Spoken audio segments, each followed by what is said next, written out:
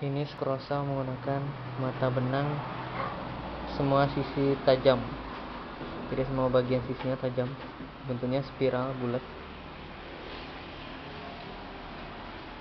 Dia posisinya kita bisa mengarahkan ke segala arah.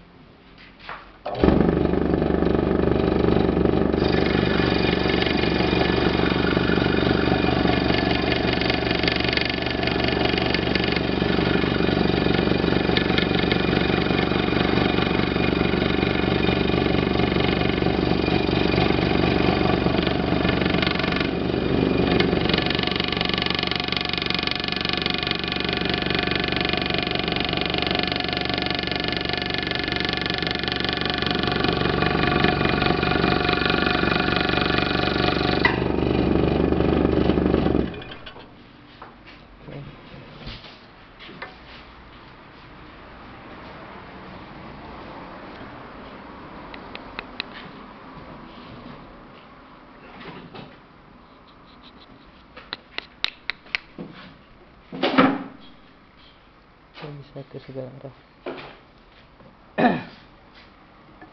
Beda sama yang lurus, hanya bisa ke depan.